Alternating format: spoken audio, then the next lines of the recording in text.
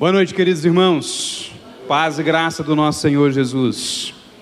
Que alegria estar aqui com os irmãos, ver alguns aí que foram minhas ovelhas queridas, outros companheiros aí de presbitério, de UMP.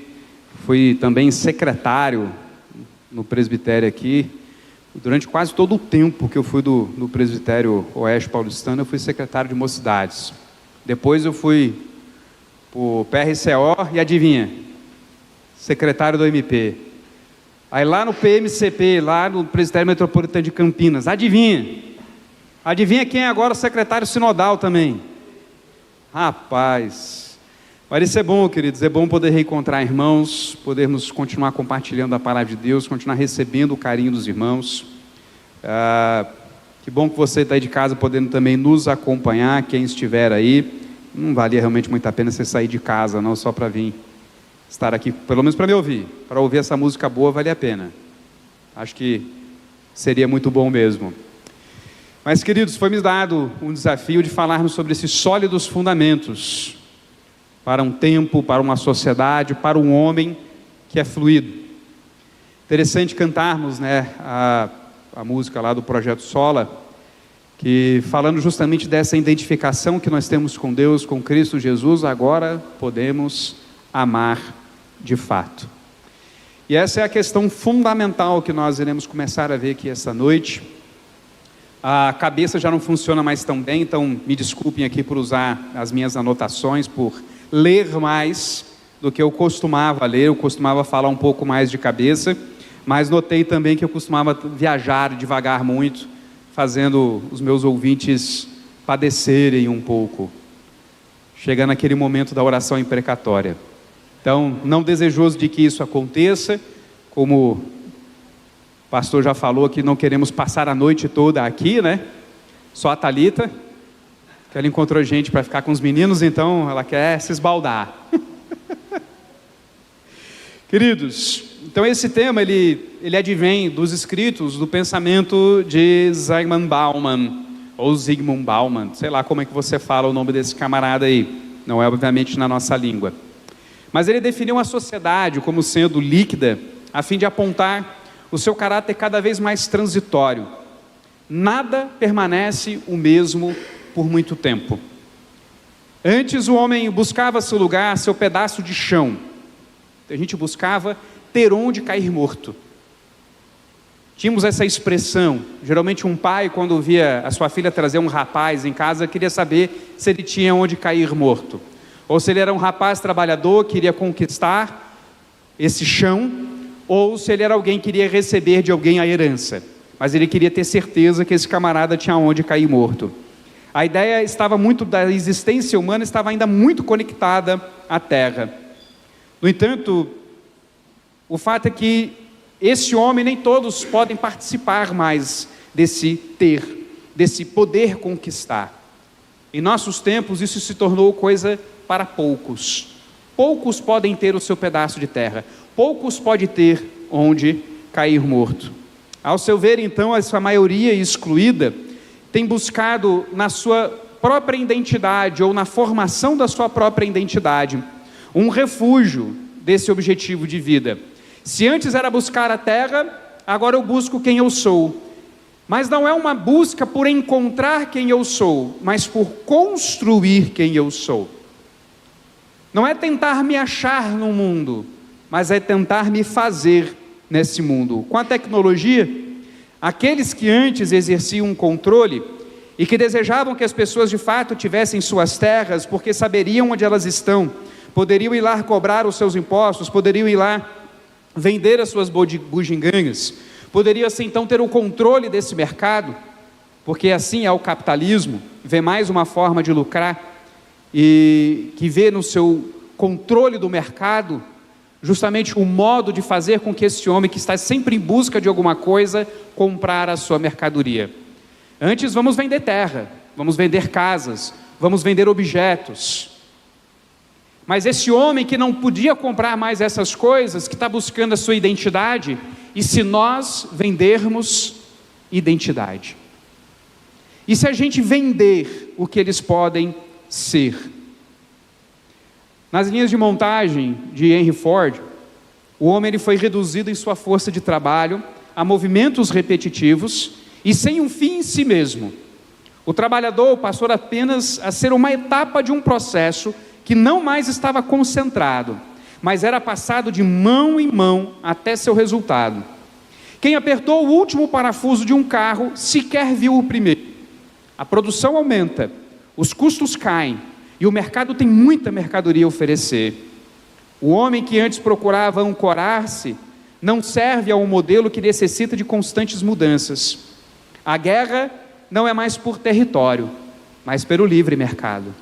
Precisamos escoar o que produzimos. Precisamos ter pessoas que se sintam necessárias dessas coisas que nós temos. Henry Ford, por exemplo, aumentou o salário dos seus funcionários para que eles pudessem comprar os carros. Em princípio parecia isso, mas na verdade os seus assalariados ganhavam muito pouco e iam embora de suas fábricas, tornando caro o treinamento de novos funcionários. O ser humano não importava mais, importava aquele pedaço de empenho que ele dedicava numa linha de montagem.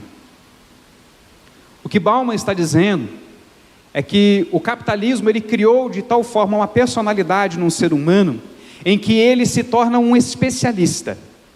Alguém que sabe de um ponto específico e não consegue ter uma visão do todo, não consegue encontrar o seu lugar no mundo, porque tudo agora é fracionado. Você só faz parte de algo, você não entende o algo como um todo. Antes, as pessoas que construíam alguma coisa, buscavam desde a matéria-prima, trabalhavam essa matéria-prima, até que ela chegasse no produto final. Agora não. Você só faz parte de um pedacinho disso daí. Assim, o mercado não é sobre produtos, mas sobre pessoas. Por isso, a sociedade líquida, ela é escrutinada por novos conceitos básicos que expõem a narrativa ortodoxa da condição humana. Então, Bauman ele vai estabelecer 5 conceitos para que nós possamos entender de que modo a nossa sociedade, ela transita tanto. Ela é líquida, ela não tem forma. Você não consegue mais uma definição que venha a atender ou possa ser aplicada a todas as pessoas. Você precisa ver o indivíduo um a um. Porque no entendimento de Bauman, o capitalismo que ele alimenta o individualismo, que é justamente um dos pontos principais, ele vai oferecer a cada uma das pessoas exatamente aquilo que ela quer, para que ela seja exatamente o que ela pretende ser. E se você não tem padrões, se você não tem parâmetros, como que você define alguma coisa? Então não tem forma, é líquido. E assim ele estabeleceu a emancipação, a individualidade, tempo e espaço, trabalho e comunidade, como essas narrativas que podem nos ajudar a entender a condição humana.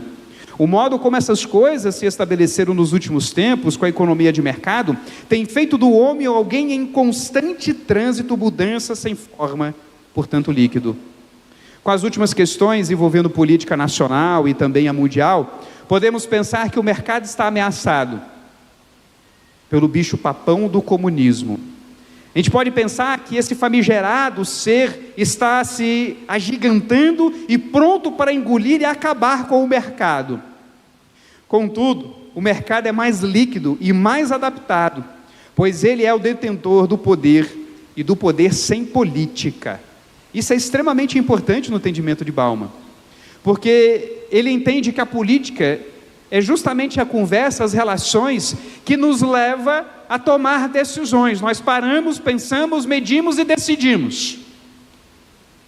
E com o poder político podemos então estabelecer regras e direcionamentos para a sociedade. Mas quem detém o poder hoje não é a política, é o mercado. E é o mercado sem política. Então só há poder ali, não há decisão. No fim, o mercado faz o que quer. Nessa condição, irmãos, o mercado fez do comunismo um produto. Aqueles que o implementam, ou seja, o comunismo, nada mais fazem que ter lucro e vendê-lo aos novos revolucionários, cheios de vontade de transitar e fazer transitar os outros, lutando pela emancipação dos menos favorecidos. Já ouviu falar disso? Já ouviu falar da ideia do empoderamento? Fazer com que as pessoas tenham consciência de seu lugar, de seu poder, de seu valor, para que assim elas possam ir atrás de seus direitos, ir atrás de seu lugar na sociedade. Essa é a ideia de emancipação. E o mercado aprendeu a vender isso. Não é interessante um boné do MST custar mais de R$30? Não é interessante o ingresso para o show de um camarada que saiu da quebrada custar mais de R$500? Queridos, o mercado se adapta a tudo. É justamente a emancipação que esse primeiro conceito para entendermos a condição humana, é que nós vamos ver que antes o homem era preso a valores associados às instituições, família, nacionalidade e tantos outros referenciais. O homem líquido é aquele emancipado, livre desses referenciais, pronto a definir-se e construir algo novo. Somos como um estacionamento de trailers, no qual chegamos com o pacote residencial fechado, e quando vamos embora, o estacionamento permanece o mesmo, sem alteração, pronto para o próximo. Essa figura do trailer é interessante. É uma casa móvel. Você tem ali o seu cantinho em qualquer canto. Você leva os seus móveis, as suas coisas, a sua cama, seu fogão, sua geladeira, sua comida, para qualquer lugar e estaciona no lugar devido. E ali está quem você é, ali está o que você constrói, ali está a sua identidade, o que resulta das suas escolhas, dos seus gostos. Mas quando você liga o seu trailer e vai embora, o lugar onde você estacionou simplesmente permanece o mesmo. O que é isso? É o mercado que permite que todo mundo venha e vá. Você quer ser de algum jeito aqui? Vem aqui e estaciona seu trailer, não tem problema. A gente liga no encanamento, a gente liga a energia para você, você desfruta quando você quiser, vai embora. Isso significa que não fazemos mais parte de nada que esteja sendo construído, porque estamos ocupados demais construindo a nós mesmos. O homem da sociedade fluida, ele é, portanto, isolado.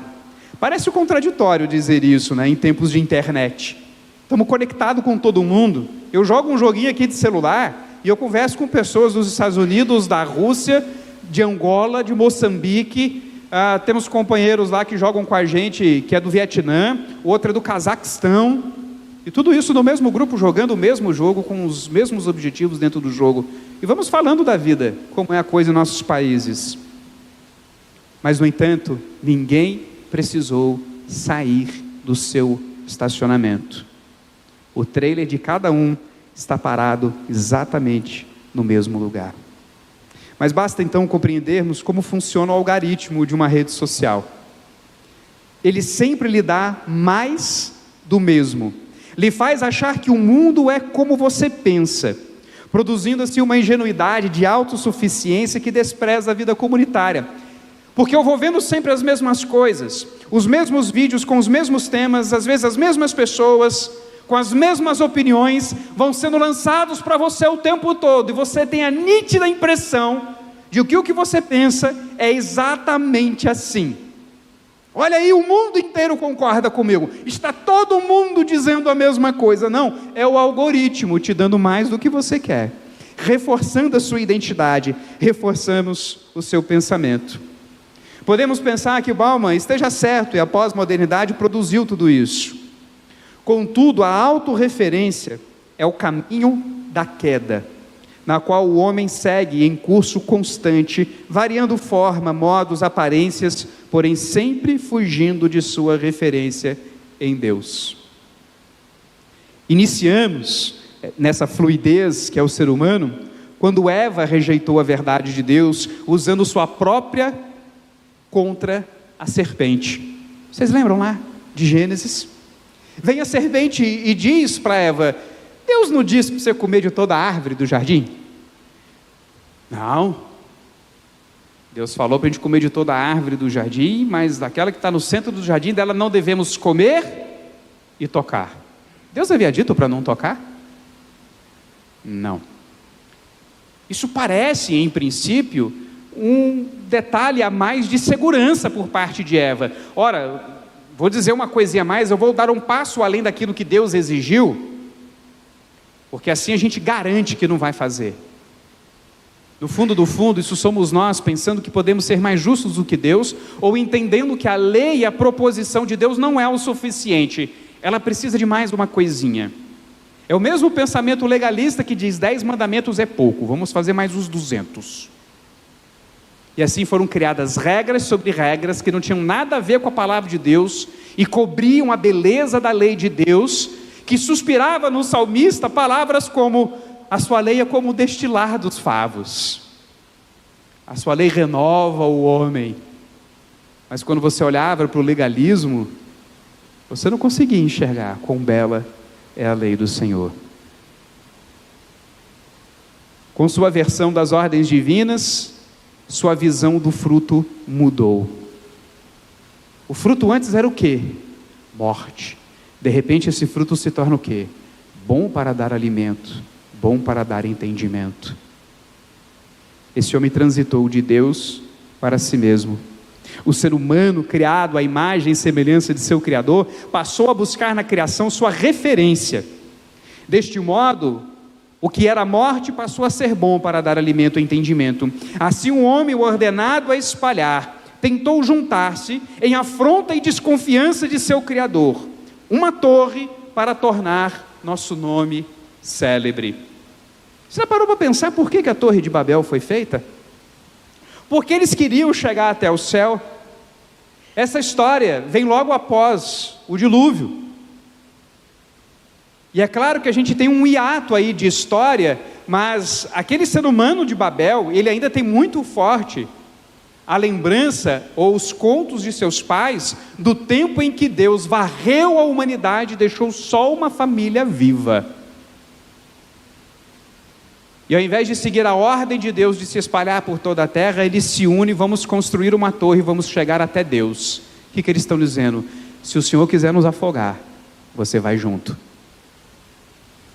É uma afronta. É um ser humano que perdeu a sua referência em Deus. Quando o povo chamado em Abraão aprendeu a ter outros povos como referência, pediu um rei como o das outras nações. Que coisa terrível! Se você ainda não parou para compreender o Antigo Testamento, dedique-se muito à leitura de Deuteronômio, que você vai entender toda a teologia que está por detrás de tudo que vem depois. E por que Deuteronômio eu estou mencionando aqui? Porque ali Deus declarou ao povo que estava para entrar na terra prometida, de que Ele era o Deus desse povo. E não só Deus, seu rei. Deus se declarou o rei de Israel. Então, quando aquele povo já cansado dos juízes, das idas e vindas do tempo de juízes, ora nas mãos dos inimigos, ora libertos por um juiz que Deus levantou, eles pedem um rei. Mas que rei? Que tipo de rei? Que represente a pessoa do Senhor, que seja um defensor da lei de Deus, que caminhe conforme a teologia de Deuteronômio? Não, um rei conforme das outras nações. Povos por todos os cantos buscam seus deuses. Os filósofos gregos buscavam referenciais metafísicos para explicar os fenômenos físicos. Estabeleceram os fundamentos para categorias de pensamentos que são utilizadas até os nossos dias. Afinal, é difícil não pensar em termos dualísticos. Você não vive o tempo todo pensando em comparações? Você não passa o tempo todo pensando ou uma coisa ou outra? Não é interessante como muitas perguntas são feitas para você e você fica numa encruzilhada tentando pensar em qual das duas opções e não percebe que você pode simplesmente escolher uma terceira? Quantas vezes pessoas não vêm com perguntas para mim: pastor, eu não sei se eu caso ou se eu como uma bicicleta. Eu não sei.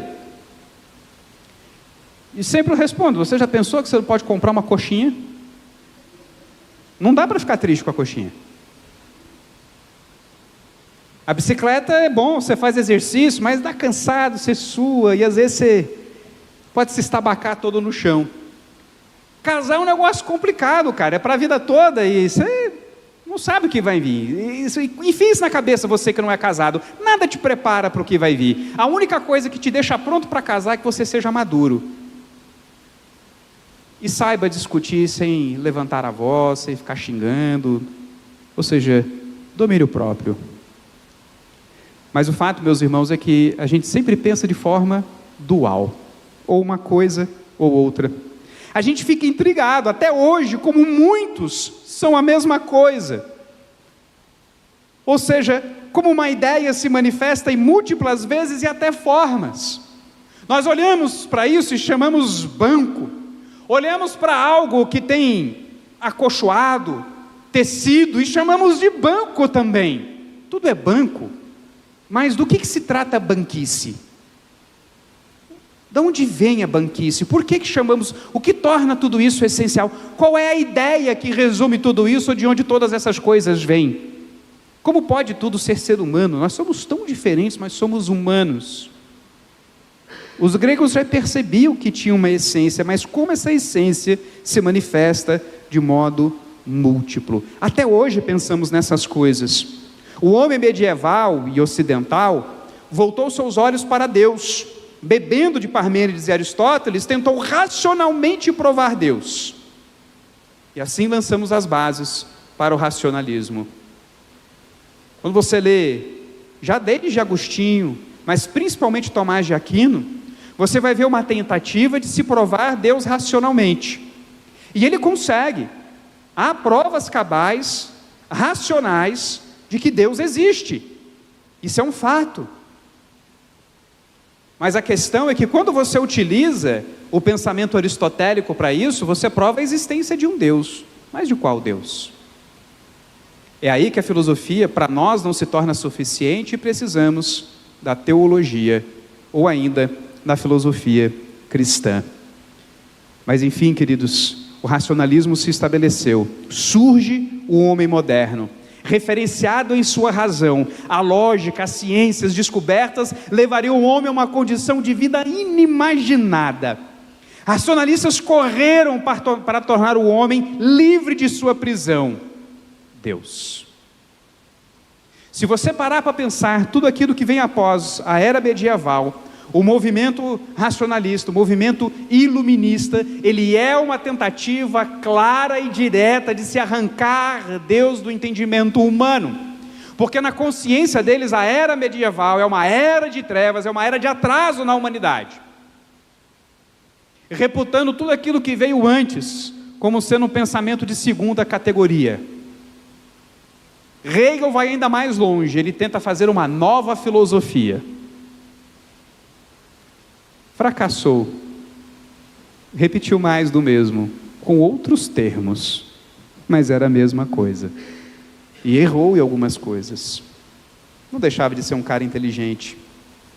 Darwin nos tirou o referencial ontológico, somos fruto da evolução, não da criação.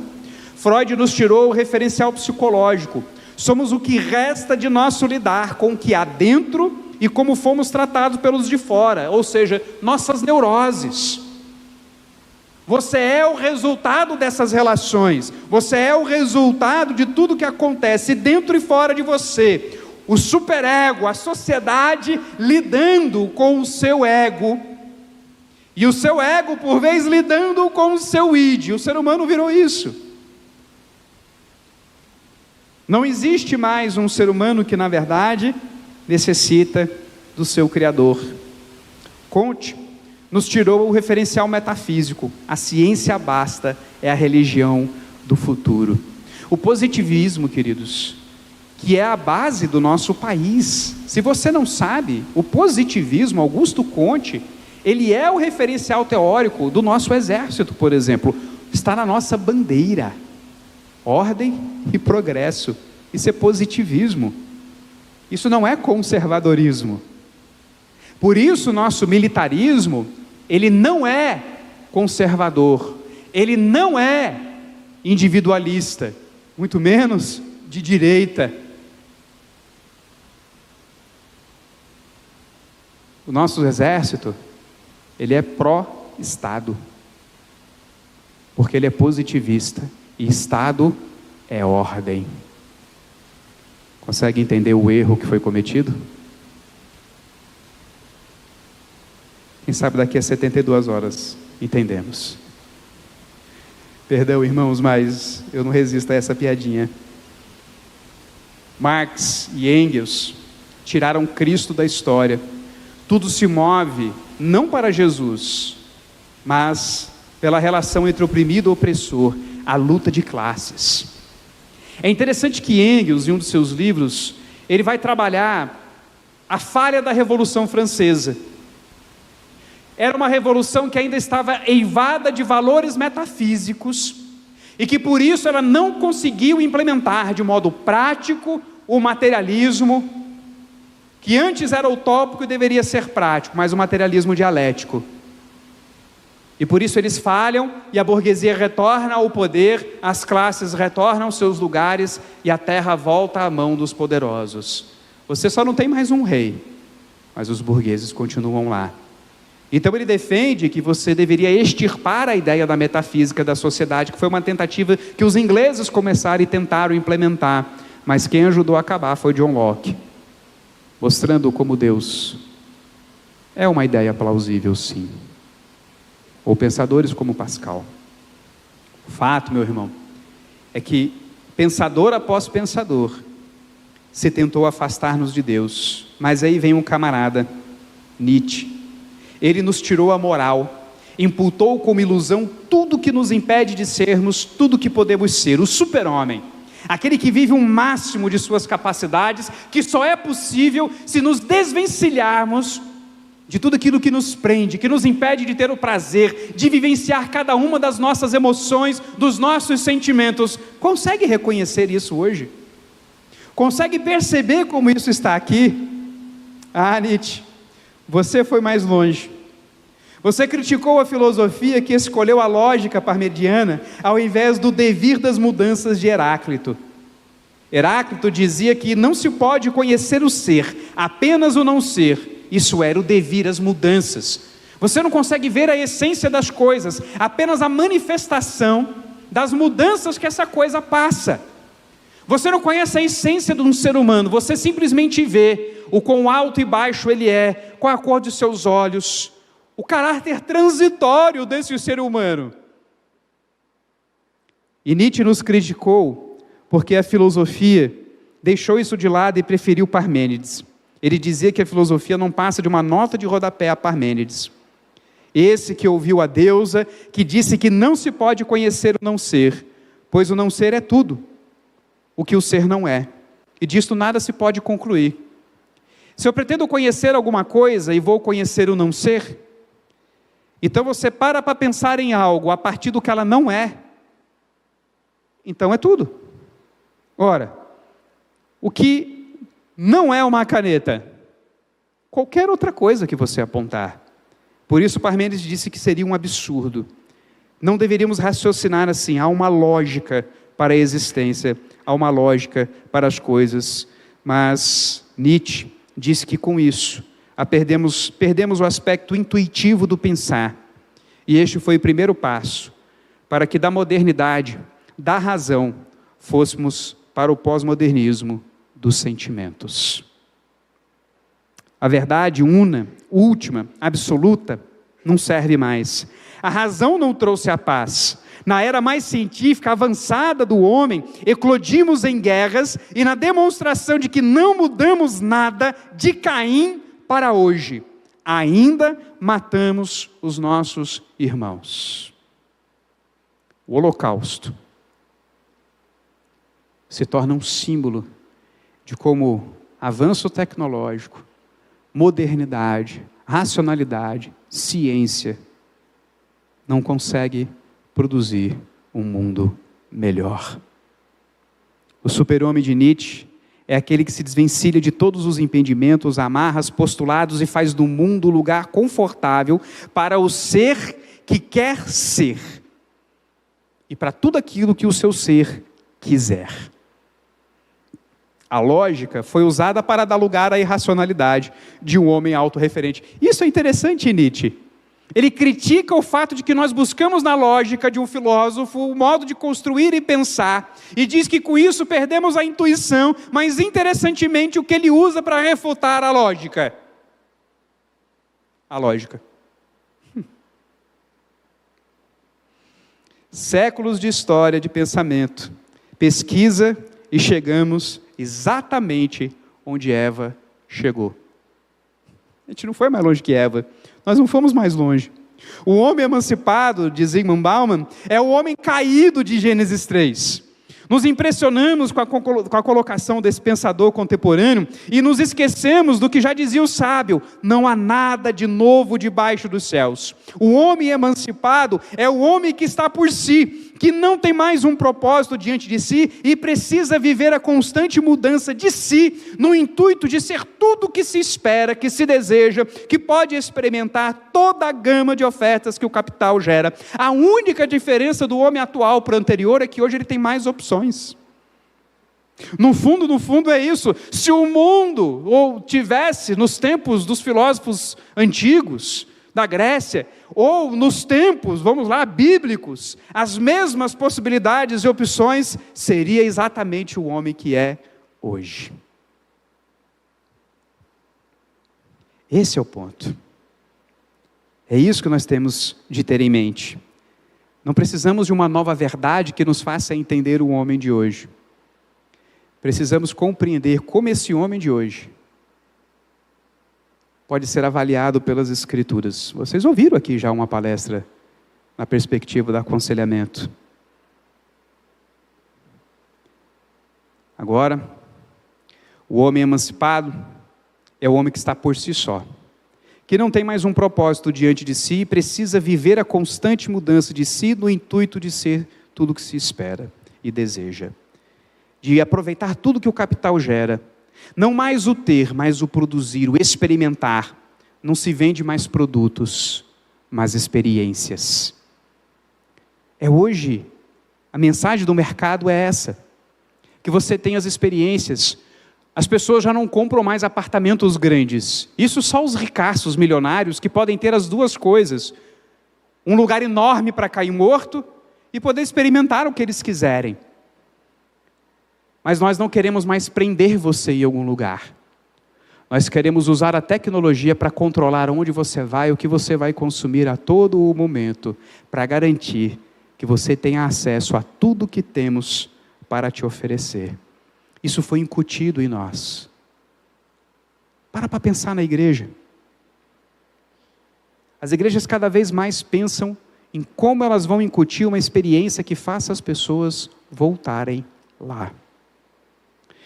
Nesse contexto, viver os problemas do outro é um inferno. A vida comunitária é o horror nietzschiano.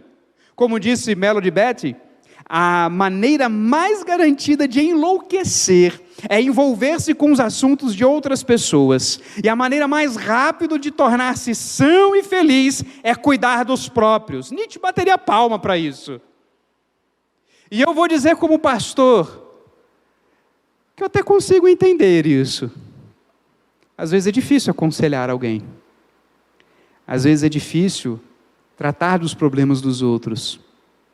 Às vezes é difícil ouvir a pessoa retornar, vez após vez, com as mesmas lutas, com as mesmas dificuldades, para ouvir os mesmos conselhos, ainda ter de ouvir de volta. Ah, pastor, esse conselho você já deu, ele não funciona, não. Você tentou?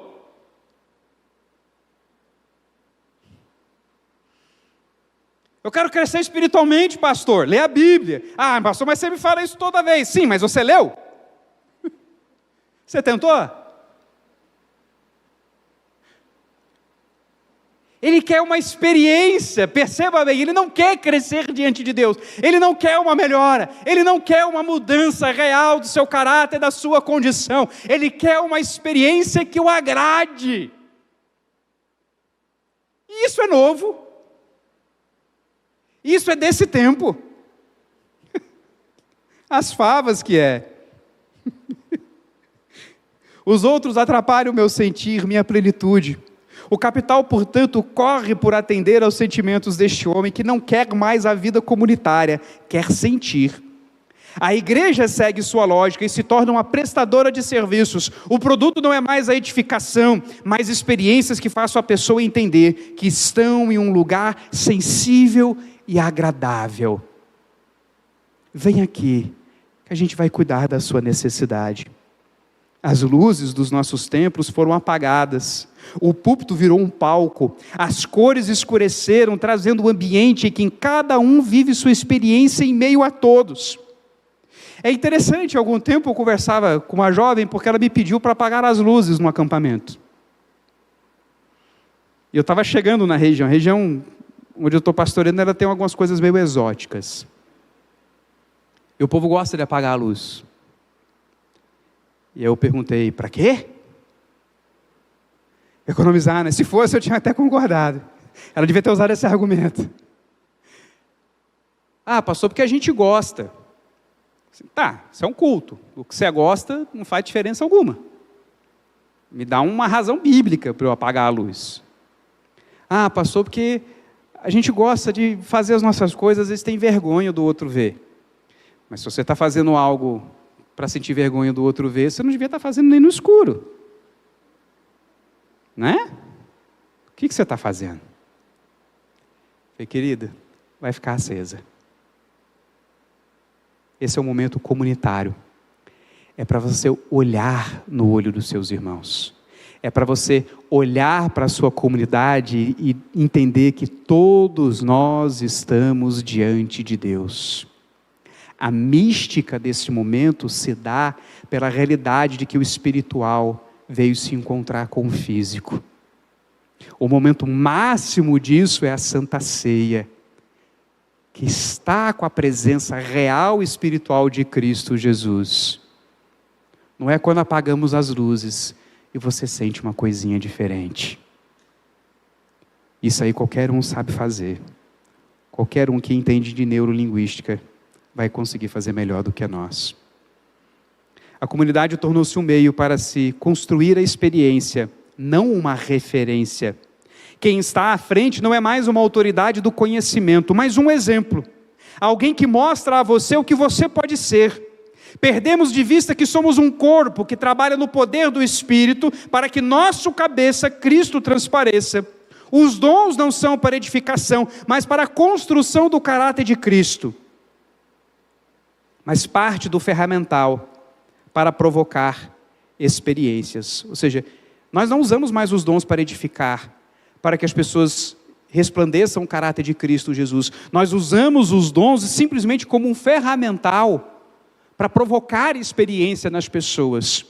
E que no fundo não são nem dons espirituais. No fundo são apenas capacidades e métodos humanos que qualquer outra pessoa pode emular em qualquer lugar.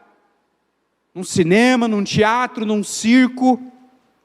Todos podem fazer melhor do que isso. Quantos de nós, desejosos de mantermos o que temos, não entramos na política achando o individualismo uma boa ideia? Veja, eu estou transitando da igreja para a sua vida particular. Eu estou transitando desse aspecto comunitário da igreja para que você perceba como a sua visão política também, ela vem atender uma outra coisa que não a necessidade da comunidade. Quantos de nós não acharam que o individualismo seria uma boa ideia? Este que é um segundo conceito importante para entendermos a condição humana, ou seja, o individual. Abraçamos a direita individualista como sinônimo de evangelho. Defendemos o capitalismo como se fosse revelado pelo Senhor. Aderimos ao conservadorismo como se este conservasse a fé. Percebe o distanciamento da realidade? Há muita gente que está conservando coisas que não tem nada a ver com fé. E é isso que queremos preservar? É isso que queremos conservar? Temos de perder nossas experiências. Tememos perder nossas experiências. Viramos cabos eleitorais e nos esquecemos da verdade de que somos uma igreja militante, peregrina e martirizada. Militante. Nós somos uma igreja que prega o evangelho. Nós somos uma igreja que vai a campo e o campo do inimigo. Nós somos uma igreja que está aqui de passagem, que portanto não está interessada em construir o império. Um dos maiores absurdos da história da igreja foram as cruzadas, a tentativa de conquistar Jerusalém, o avanço sobre o Oriente, tentando conquistar terras no Oriente, com a desculpa de que isso era o avançar do reino de Deus. E não entendemos que o território que o Espírito conquista é a nossa alma, não o lugar onde estamos. É uma igreja peregrina, portanto, que não precisa de sede, de um lugar, ainda que Deus nos providencie na sua graça, um lugar confortável como esse, para ter até um ar-condicionado gelando a cabeça. Fica mais fácil de me ouvir com ar-condicionado, não fica? Você já imaginou me ouvir falando, lendo isso aqui tudo, sem um ar-condicionado? Já imaginou? É o inferno de Dante. E somos uma igreja martirizada, queridos. Nós somos uma igreja que cresceu no meio de um império que a perseguia, matava seus membros. E que durante séculos, todos aqueles que se levantaram no seio dela para dizer a verdade, apontar os erros, foram eles mesmos martirizados. Nós somos fruto disso.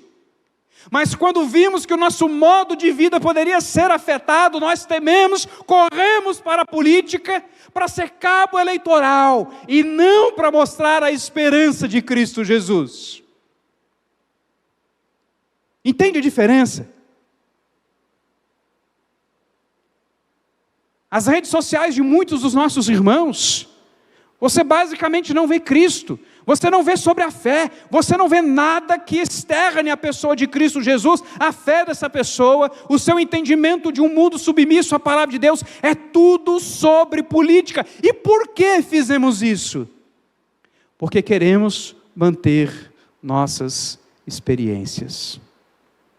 Bauman não está errado de todo. Ele só erra achando que isso é um movimento de agora, que na verdade vem desde o Éden. Mas a avaliação está certa.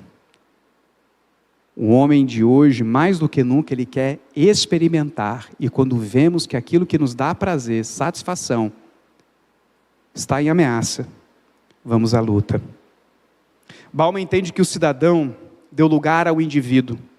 O cidadão entende seu papel no todo, participa da construção da comunidade, dedica o que tem para contribuir. O indivíduo se utiliza da proteção social para viver o privado. A autoridade política foi abandonada, o governo foi reduzido, a individualidade foi chancelada como a grande salvadora de uma sociedade caída. A vida comunitária, que protege o indivíduo, é encarada como um inimigo. Há um indivíduo que sempre precisa mudar, seguir, experimentar. Meu corpo, minhas regras, minhas experiências, minha fé. Quantos de nós não vive a fé a partir das experiências, do que sente, ou do que pensa estar sentindo? Quantos de nós não quer sentir a presença de Deus? Quantos de nós não acha que o culto foi melhor hoje porque eu me senti tão bem? Eu saí tão leve do culto. A pessoa só está com pressão baixa, mas ela está achando que foi ótimo. Foi maravilhoso o culto. Se eu tomar uma dipirona, meu amigo, tudo vai ser maravilhoso para mim. O negócio que me dá um barato é dipirona. Eu evito tomar, porque se eu ficar tomando, eu vou viciar naquele trem. É sério, eu gosto de uns remédios, eu gosto de uns negócios, eu acho interessante o barato que eles dão. Eu não fico tomando, não, para não viciar. Mas não é interessante que a gente quer se guiar por uma coisa que pode ser provocada por substâncias químicas, por condições do nosso corpo, e não confiamos no que a palavra de Deus nos diz, e não nos direcionamos pelo que a palavra de Deus nos diz. As relações são superficiais e duram o suficiente para atender às minhas expectativas. Essas relações não têm mais um papel na construção do todo, ou este papel é simplesmente ignorado. A religião ela se torna líquida e serve para atender os seus interesses. Quantos já não vimos fulana, professora, cristã, aquário. Você já viu isso? Você está entendendo? É um sincretismo. Tudo tem uma utilidade. A coisa está ali para servir o prazer, a sensação, ela querer fazer parte de alguma coisa. Então, ao mesmo tempo que ela vem aqui na Igreja Presbiteriana de Osasco, ela senta numa mesa de tarô. E vai tirar a sua sorte. Pede para alguém ler a sua mão. Consulta o horóscopo antes de sair de casa. A gente pensa que isso está longe de nós. Uma vez uma ovelha, na igreja que eu fui pastor, não foi nessa igreja aqui. Eu ouvindo conversando, eu falei, olha, não sei o que fala, pode dizer o que for, mas eu leio o meu horóscopo. Essa semana ele disse para eu não sair de casa, eu não saí de casa. O que é isso? É a pessoa pescando o que lhe interessa da religião, o que lhe interessa da teologia. Se o que interessa é o indivíduo e suas experiências, então a tradição é deixada de lado, a confessionalidade é reputada como retrógrada e não mais necessária ao homem de hoje. Não mais conduzimos o homem a um diálogo com Deus e em seus termos, mas queremos conduzir Deus a dialogar com o indivíduo contemporâneo nos termos contemporâneos. Busca-se mostrar Deus como algo que o homem pode encaixar em sua vida, usar para conquistar o que ele tanto deseja. A religião é para a sobrevivência e não mais para o serviço. A menos, é claro, que o servido seja eu. Se for para me servir, pode ser. O que é teologia coaching? O que é esse pessoal que quer usar o evangelho para dizer a você que você pode ser o melhor funcionário?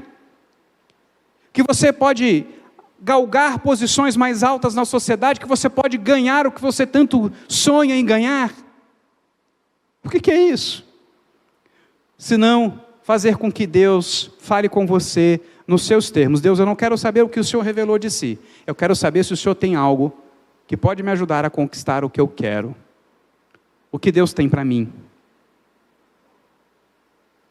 Em alguns lugares, em algumas ditas igrejas, se diz, eu vou lá na igreja buscar tirar a palavra.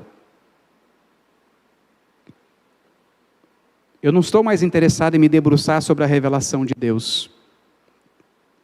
Eu estou interessado em que Deus venha falar comigo. E assim vivemos de pontes em pontes culturais. Você já ouviu isso? Você tem que construir uma ponte cultural com o homem de hoje, dialogar com ele para que ele entenda a relevância do evangelho. Mas o que eu tenho percebido é que muitos de nós têm atravessado essa ponte e ficado lá do outro lado. Não tem trazido a pessoa para cá. Ficamos lá. E a igreja não é mais igreja. É uma comunidade qualquer, que não prega mais a palavra, tem palestras, não cultua mais, celebra. O indivíduo que ocupou o espaço público com sua intimidade determina como os espaços são pensados. E esse é mais um conceito importante para entendermos a narrativa. As comunidades se tornam resquícios utópicos de uma boa sociedade, ambiente controlado que reúne as pessoas que se adequam e que mantém vigilâncias umas sobre as outras e mantém longe o estranho. Contudo, o interesse não é na mútua cooperação para a criação de um espaço de convívio, mas sim para um espaço seguro. Qual é o meu interesse na comunidade? Contribuir, vê-la se desenvolver, preparar um caminho para a próxima geração? Não. Eu só quero um espaço controlado, com pessoas controladas, para que eu me sinta seguro. Esse homem que busca tantos sentimentos, o sentimento que ele mais encontrou, ao buscar construir a partir de si mesmo, foi a ansiedade. Se você for parar para pensar nas coisas que você mais sente, será que a ansiedade não está aí o tempo todo? Ansiedade sobre o que será de você, dos seus filhos, no mundo, da política. Ansiedade se você vai conquistar aquilo que você deseja, se você vai bem na prova. Ansiedade pela viagem que está chegando. Ansiedade. O tempo todo nós estamos inseguros. Porque no fundo do fundo a gente quer saber, será que eu vou conseguir experimentar aquilo que eu tanto desejo? O homem fluido é um medroso. Sua constante mudança e suas opções precisam ser mantidas e protegidas a todo custo. Muros de condomínios e pontos de controle são erguidos, estranhos não são bem-vindos, visitas são checadas, identificadas, registradas e só assim liberadas. A nova civilidade não tem a ver com comunidade, mas tem a ver com a manutenção da individualidade. E para isso, espaços seguros e controlados, institucionalizando os medos humanos. As construtoras caem matando nisso. Constrói condomínios e mais condomínios. Você mora numa casa, e hoje em dia, se você vai em Valinhos, todo mundo te pergunta, mas é de condomínio ou de rua? E é mais cara a casa de condomínio, você tem segurança 24 horas. Mesmo que um dos condomínios mais caros da cidade de Valinhos tenha sido assaltado com homens armados de fuzis. Por isso vivemos com medo. Nem os lugares mais caros conseguem manter o medo lá fora. É medo do crime, medo de que afetem a nossa identidade, medo que levem ao que se consomem. Por isso shoppings são erguidos como templos de consumo, limpeza, conforto, beleza, organização, espaço, variedade. É convidativo a indivíduos e não ao social. É uma emulação, há uma emulação de sentimento, de pertencimento. Porém, não sentimos que todos pertencem ao mesmo que eu. As pessoas se encontram lá, mas são hostis ao contato visual, à interação dialogal. Quantos de nós não ficam nervosos quando o vendedor fica de sombra numa loja? A gente não suporta. A gente até desiste da compra. Você quer ir embora. Eu estou olhando, cara. Dá para você sair de perto de mim? Mas você vai para um lugar público, onde o cara trabalha, é ele que vai ter que pegar a mercadoria para você, e você acha ruim do cara estar ali. Não é incoerente? Não é maluco? A sociedade líquida ecoa de modo individual a velha hostilidade ao que é de fora. A Escritura lidou com a realidade de encontros em espaços que não eram utilizados para a comunhão, para o encontro, para a interação social. Vimos as dissensões que existiam entre os que eram de origem gentílica e origem judaica. Os partidos que se estabeleceram em Corinto devido à falta de amor. Espaço líquido é antigo, reflexo de um homem caído que não vê mais a imagem de seu Criador no próximo, mas procura suas próprias referências para aceitação. Se você for como eu, se você me atender, você pode se aproximar. É isso que eu estou procurando. Não basta ser imagem e semelhança de Deus, não basta ser meu próximo. Aliás, não é interessante a passagem que enseja a parábola do samaritano? Que ele não é chamado de bom, tá? Por isso que eu digo que é a parábola do samaritano. Tem uma dessa nova aí? Por favor, aguinha. Essa aguinha é nova? É para mim? É. Ó, o pastor da igreja está dizendo que é. Não, tá tudo bem, tá tudo bem.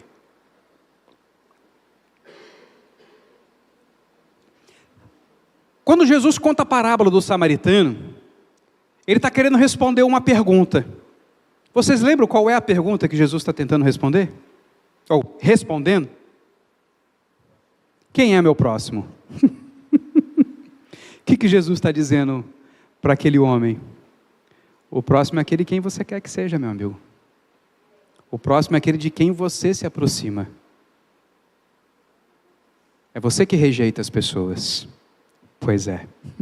Faz muito tempo que o homem mantém os outros longe. A igreja de Corinto com as suas lutas de ego, todos foram chamados ao Evangelho, que nos dá uma outra noção dos espaços. Primeiro, a igreja não é um prédio, uma localização, mas a reunião dos crentes. Segundo, a igreja não se forma ou foi fundamentada em individualidades, mas em verdades, todas elas externas a nós. A mesma fé, a mesma esperança, o mesmo Deus, o mesmo Pai, o mesmo Espírito, o mesmo batismo, o mesmo Senhor. Em terceiro, a igreja é uma comunidade de pessoas que dependem umas das outras. Eu não posso ser o que preciso ser, isso é, desenvolver o caráter de Cristo, ser um dom que o Espírito dá a você. A igreja precisa se compreender como sendo de fato as pessoas. Eu não vou à igreja simplesmente para ouvir, eu vou necessariamente para me encontrar com os meus irmãos. E não por uma simples questão social, porque eu estou com saudade deles. Mas Deus implementou algo maravilhoso na igreja. Eu preciso de você. Porque o que o Espírito faz em você, Ele não faz em mim. Porque cada um recebe um dom para ser útil no corpo de Cristo. Contudo, o que vemos é que cada vez mais há um investimento em espaços do que em convívio. O espaço é pensado para atender a pessoa, não a comunidade. Buscando envolver indivíduos, estamos mais dentro. Estamos nos templos, cultos, congressos, como esses que nós estamos vivendo agora. Nós experimentamos essas coisas, mas temos participado menos da vida das pessoas, temos ido menos às praças, à rua, de casa em casa, buscando levar às pessoas o relacionamento que temos aqui. Você já reparou como a igreja evangeliza menos, aborda menos as pessoas? Como nós compramos essa individualidade, como nós compramos essa ideia líquida dos espaços e achamos que temos que realmente nos manter longe das pessoas e não nos aproximamos delas. Já reparou como a gente comprou isso? A gente não sai mais a campo, a gente só vem aqui para dentro, só fica aqui juntinho. Não. Tememos falar do que cremos, com medo de afetar a individualidade daqueles que expõem sua intimidade em público. Isso é interessante. A gente não quer abordar as pessoas que estão em público falando de suas intimidades. Pessoas que se expõem, pessoas que falam do seu íntimo, fazem gravações no YouTube, falando do chifre que levou. Você já viu coisa mais grotesca do que um belo mandando para todo mundo um vídeo dele chorando pela Graciela, como é que é o nome da mulher lá? Como? Ah, vocês sabem.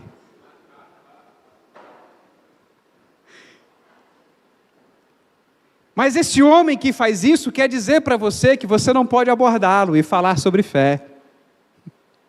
Fé é uma coisa muito íntima. Então a sua intimidade está exposta, tá? A sua intimidade está exposta. Aprendemos a associar nossa fé a espaços específicos nos quais podemos exercer o que cremos.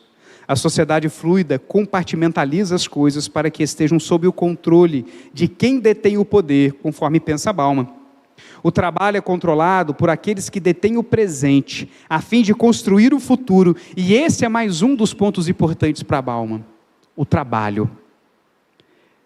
O trabalho ele está servindo aqueles que se destacam na sociedade, porque eles querem construir a sua ideia de progresso. Não há uma história sendo escrita, vivida, ou mesmo uma coisa direcionada. A história é feita pelos que vivem o presente e terão suas ações contadas. Quem controla o trabalho para que as suas vontades sejam feitas, faz a história. Todos nós aqui já ouvimos falar de Henry Ford. Mas você sabe o nome do funcionário que apertou o primeiro parafuso do primeiro carro da sua linha de montagem, quando ela começou a funcionar? Eu não sei. E o último? Também não sei. Eu não sei o nome do vice-presidente da empresa dele, nos tempos em que ele estava aí. Eu só sei quem é Henry Ford. E ele usou cada um para construir a sua ideia de progresso. E isso significa que a história é a história dos que progrediram. Você já deve ter ouvido dizer que a história é contada pelo vencedor, não já? Nós só sabemos aquilo que o vencedor, que ficou vivo para contar a história, nos conta. A gente não sabe o que o lado perdedor pensa, né? Talvez era bom não saber mesmo. Ele perdeu, cara. Por que eu quero saber o que o derrotado sabe da vida, né? Eu quero saber o que o vencedor tem a dizer. O progresso está nas mãos de indivíduos que se atrevem a fazer a mais pungente e menos respondível das questões dos nossos tempos, da modernidade líquida, não é o que fazer, mas quem vai fazê-lo. O Estado está fadigado e precisa encolher. Não há piloto na cabine do avião. Não há mais líderes ou ideologias sólidas que se mantenham. Trabalhamos para manter a identidade construída, os prazeres, o consumo, mas não mais para algum progresso. Ou seja, nós trabalhamos para nós mesmos, para construirmos a nossa identidade. Não participamos do avanço das coisas, mas sempre tem alguém que toma esse papel. No fim das contas, somos todos um fim em nós mesmos. Só isso. O homem fluido não conhece o senhorio de Cristo. O esvaziamento do sentido da história pelo homem pós-moderno não significa que ele não esteja lá.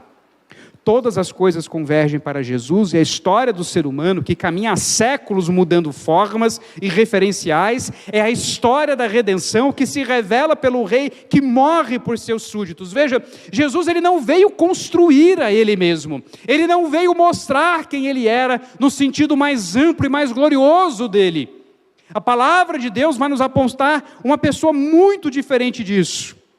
Alguém que, sendo Deus, não se apegou a isso, mas se esvaziou, tomando a forma da criatura e veio ser reconhecido, não como um rei, mas como um servo. A história caminha para aquele que não estava trabalhando o seu próprio eu.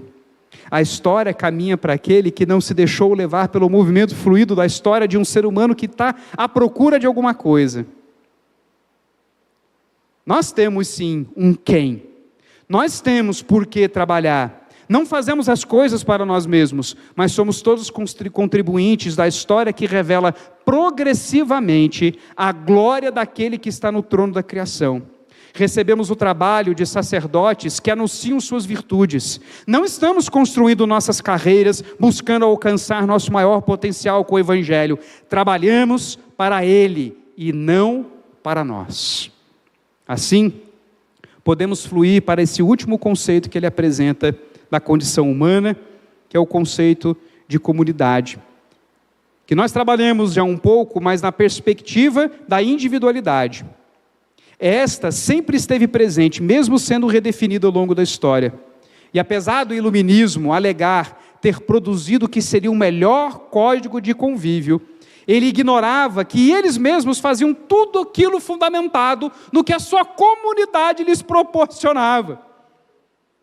O iluminismo é a cara dos homens de hoje. Se apoiam em tudo que existe, usam tudo que existe para falar mal de onde eles estão pisando, para cuspir no prato que come. Todo pai tem um pouco dessa sensação, né? Você cria o menino, cuida dele, dá tudo para ele, zela pela segurança dele, e ele dá de ombros para você. Eu me faço por mim mesmo, eu não preciso de você para nada, eu vou embora dessa casa. Dá R$100 aí pro Uber.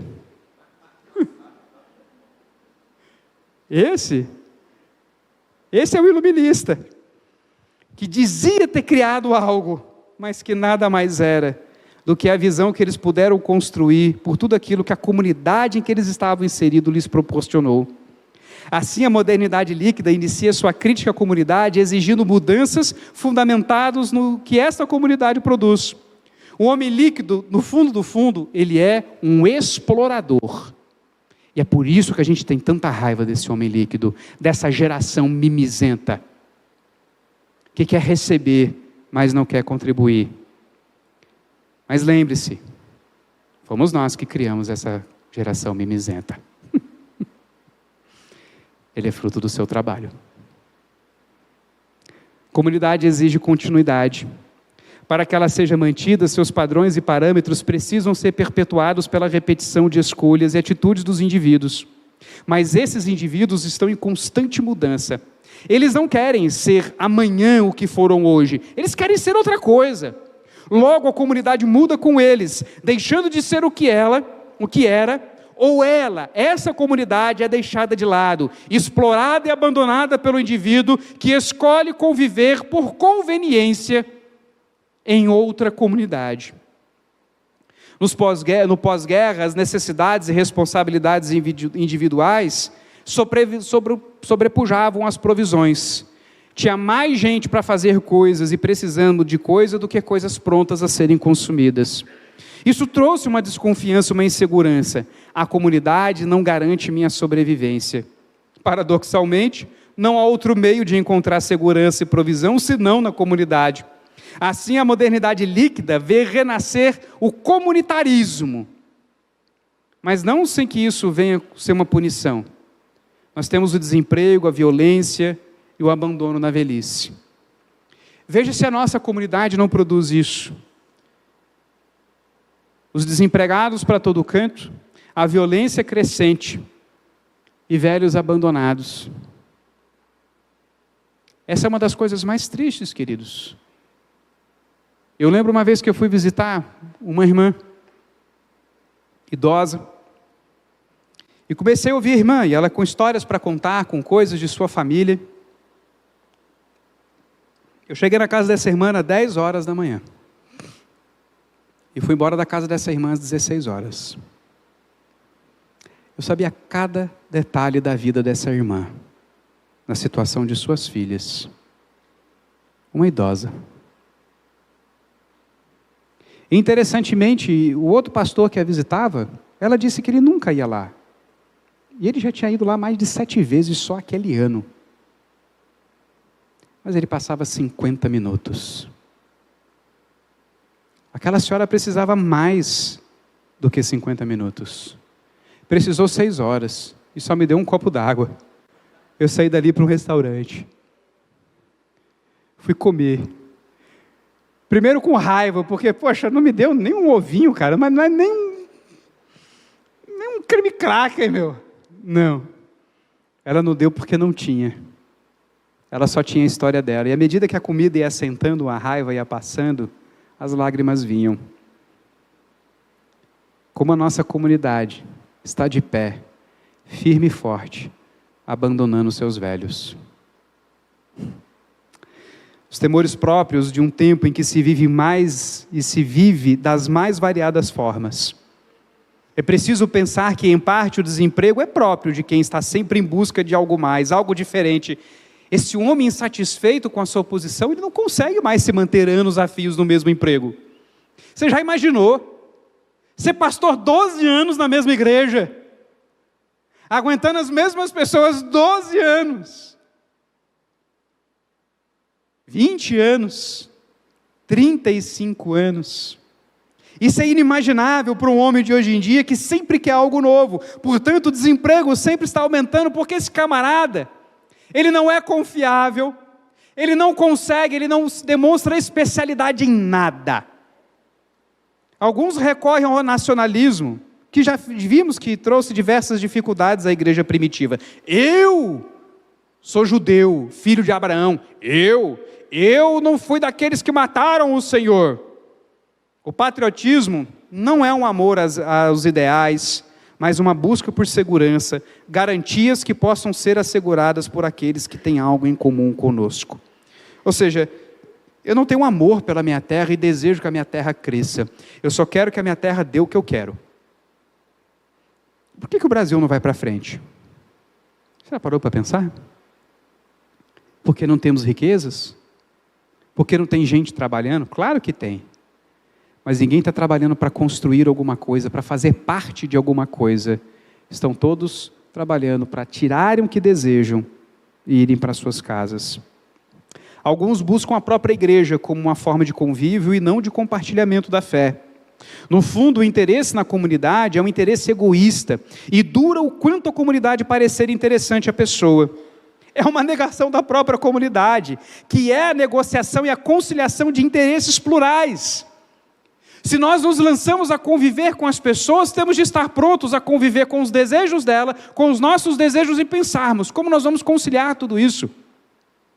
É interessante que Paulo tem uma solução muito simples para isso. para que a sua alegria fosse completa, o que ele pediu à sua igreja? Que cada um pensasse, que todos pensassem a mesma coisa. E que ninguém tomasse para si o que é propriamente seu, mas antes o que é do outro, em primeiro lugar. Uau! Paulo não estava falando para você convencer a pessoa que a sua ideia é certa, ele está falando para todo mundo abandonar a própria ideia e abraçar o Evangelho. Essa é a justa causa de estarmos aqui.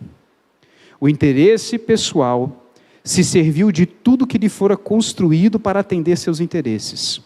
Uma vez atendidos, todos enfrentam a consequência, pois a comunidade não é um arranjo social, moderno ou pós-moderno, mas criacional. Fomos feitos teorreferentes e heterorreferentes. Ou seja, nós fomos feitos com um referencial que não é o eu. Fomos criados à imagem de Deus e fomos criados para ser um com o outro, não sozinhos. A redenção não só nos limpa do pecado, mas nos une. Já parou para pensar que necessariamente a redenção nos torna um em Cristo Jesus? Você já entendeu que ser redimido por Cristo Jesus necessariamente te torna parte da igreja, parte de uma comunidade, parte da engrenagem? Alguém que tem um papel, um lugar nesse corpo. Isso explica a razão do apóstolo ficar feliz com uma igreja que pensa a mesma coisa, nada faz por partidarismo e vanglória, tendo o que é do outro em primeiro lugar, externando o mesmo sentimento que houve em Cristo. Ele sacrificou o eu para que nós pudéssemos ser. Concluindo, irmãos, não foi a pós-modernidade ou a tecnologia que liquefez a sociedade, mas o pecado. Análises e ênfases podem mudar ao longo do tempo, mas tudo para voltarmos onde tudo começou, lá no Éden. Portanto, voltemos às sólidas verdades de que fomos criados à imagem e semelhança de Deus, caímos em nossos pecados e somos chamados a fazermos parte de um plano de redenção que nos submete ao senhorio de Cristo, nos transformando à sua semelhança, nos inserindo em seu corpo, isso é, sua igreja, aguardando o grande e glorioso dia em que todos e de todos os tempos que creram nessa mesma verdade, verão o fruto dessa obra na qual trabalhamos. O Cordeiro, diante de quem todo joelho se dobrará, e toda língua confessará que Ele é o Senhor, para a glória de Deus Pai. Você viu? O eu sumiu. A sólida verdade que nós precisamos para esses tempos líquidos é o chamado do Evangelho de nos negarmos a nós mesmos, tomarmos nossa cruz e segui-lo. Amém.